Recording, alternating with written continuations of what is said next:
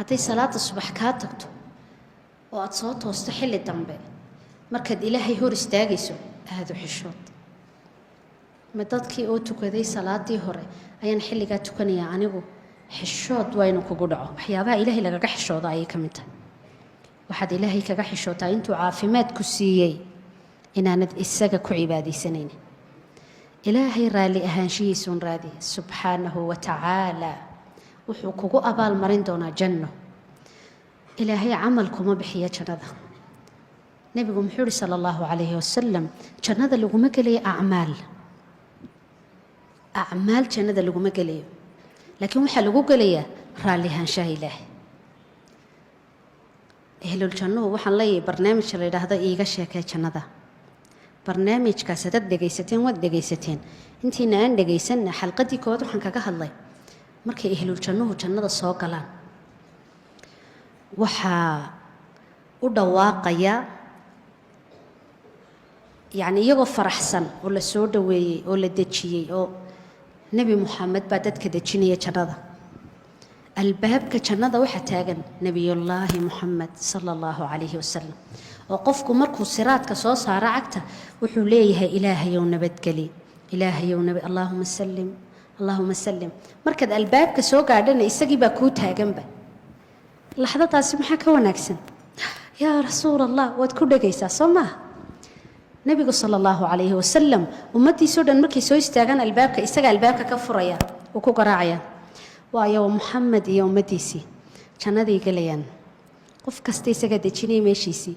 isagoo qofku garanaya meeshiisa qof walba siday u garanayaan dadku guryahooga adduunyada ayay jannadana u garanayaan haddana nebigii baa kala dejinaya ummadda adu xagganaad tegaysa adu xaggan yacni uu faraxsan yahay ummaddiisa iyo jannada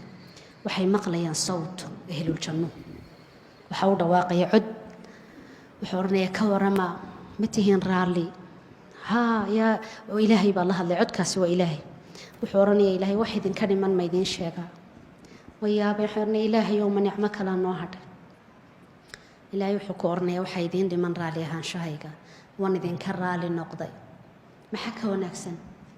ma doonaysid inaad raalli ahaanshaha ilaahay maalintaad heshid may waynu doonaynaa markaasuu ilaahay ku odhanaya sir kalan idin hayaa si odhanayaan maxaa noo hadhay yaa allah si ilaahay odhanaya xijaab buu iska faydaya ilaahay subxaanahu wa tacaala waxay arkayaan dadkaas wejiga ilaahay laakiin waa kuwa raadiyey markay noolaayeen ilaahay muxuu raalli ku noqonaya subxaanahu wa tacaala xabiibati alghaaliya ma waxaad doonaysaa inaad ka qadid wejiga ilaahay ee sharafta leh in khaasunba arkaysa cid waliba ma arkaysa ehluljannaha laftarkooga waxaa jira qurafka albaabada jannada qolalkooga waxaa ku jira dadka qaar waxay leeyihiin qol ay jannada kale uga baxaan qol ay ka soo galaan albaabaa jira khaasa